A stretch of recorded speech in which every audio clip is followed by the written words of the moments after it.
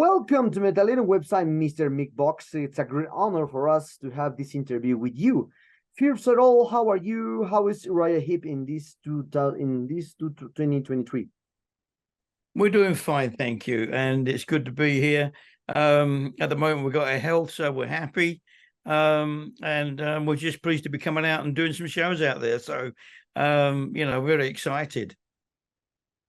Okay. So after 50 years with Uriah Heep, did the process of composition and record change much or adapted to the change of that every decade brought us, especially in recent years with the pandemic and all this restriction we had?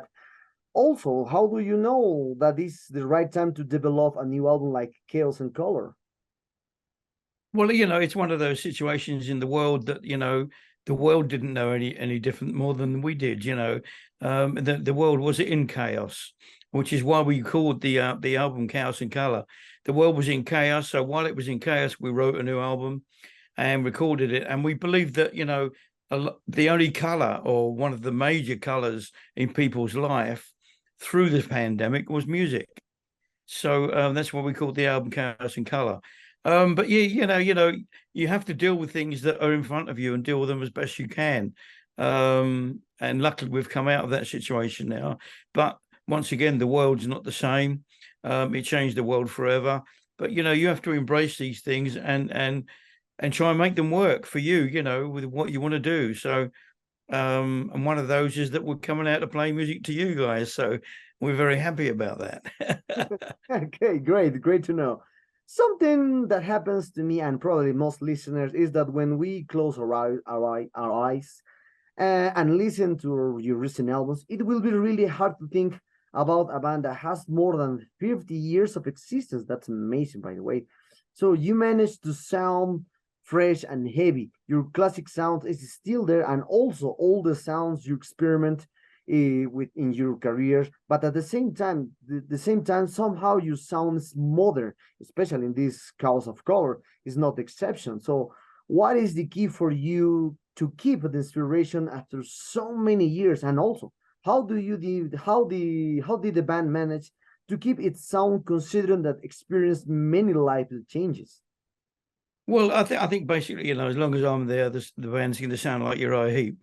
Because we created a template on how we sounded back in 1970 with our first album, Very Heavy, Very Humble. So we've continued with that all the way along the line, and I think a lot of the credit must go to Jay Ruston, our producer, because he understood where we come from, what we're all about, but he managed to make the album sound really fresh, as you say, and today, and I think that's a marvelous achievement. So really, as long as we keep playing and writing good songs and doing good performances, and we get someone like Jay Ruston recording it, I think it will all sound fresh and exciting. And I think the only thing that drives us on, it's only one word, it's called passion. And if you've got passion for what you do, then eventually you'll achieve it. Okay. When I listen to Chaos and Color, I can imagine your fans asking you to perform in the new songs in your tours, because your songs like Save Me Tonight, Hurricane, just to name two songs, are incredible, and they are perfectly will be work perfectly live if we will see this. So I am curious about, because usually people expect to listen to more of the classic songs from the 70s. And for example, how do you feel about the media and fans' reaction to the new record until now? How do you manage to create the set list for the tour after 25 studio albums? Well, it's quite simple. It is, over the years, we've realized the songs that have touched people's hearts around the world.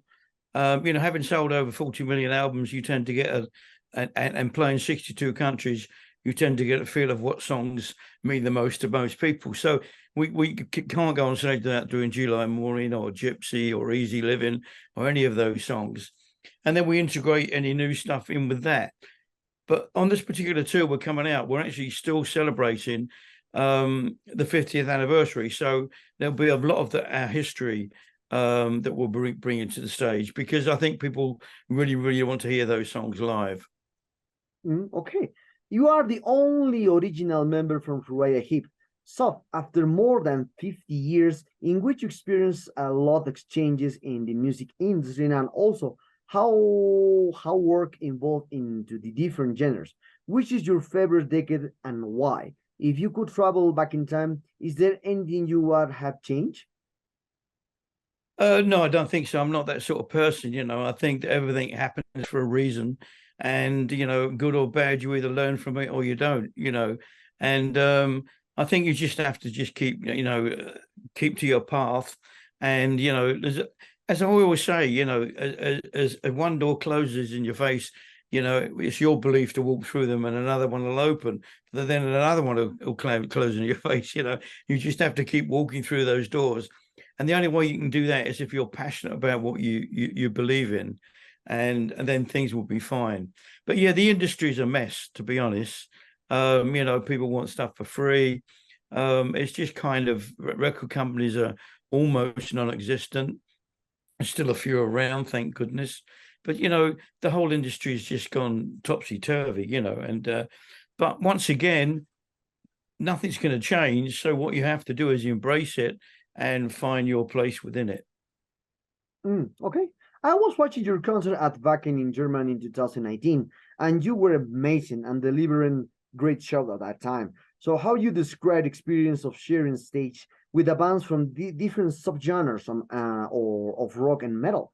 Some of them were probably inspired by you, Uriah Heep. And also, how do you feel about the younger generations' reactions to your music? Well, I think it's just wonderful, you know. I mean, there's no better feeling, is there? There's certainly no better feeling than being on stage, you know, and getting that immediate rapport with an audience. Because Uriah Heep's a sort of band that includes the audience in our show. We don't just go up there and it's band and audience. We feel that the two are linked together very strongly, and we feed off their energy and they feed off our energy. And I think that's the important thing about music. You know, it has to have that communicative thing going on all the time. And I think once you do that, then things always go up another level, which is marvelous.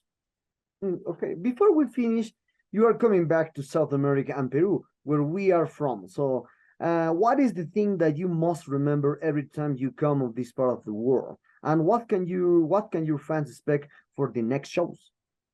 Well, sometimes, I have to be perfectly honest. You arrive at a venue, you know, or a country, and you get jet lag. So the first thing you try and do is get some sleep. The next minute you're showered, you're down at the venue doing a sound check, and then you do the show, and you go back and you have a few hours sleep before you're on the plane again to another country. So quite often we don't get to see all the various countries, even though we've been there.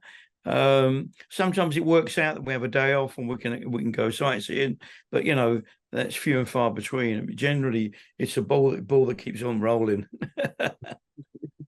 Well, make sure the sad times arrive at this interview. I hope you enjoyed this one like me. Thanks a lot for your time. I'm a huge fan from the band since I started in this kind of music in the 80s. So, anything you want to say to your fans in Latin America, obviously, and Metallica followers? Well, absolutely, yeah. I mean, listen, thanks for your support over the years. It means the world to us. Because without you guys, we'd just be a noise in the rehearsal room. So, we love your support and thanks for buying our music, our albums, and everything else. Because it means the world to us, and fans mean the world to us, and we hope that is reciprocal, and we mean the world to them too. So, I think music's such a powerful idiom that we hope that by writing the songs we've done, performed the songs we've done, recorded the songs we've done, that it's touched you in the way that we hope it's touched you, which is right in the heart.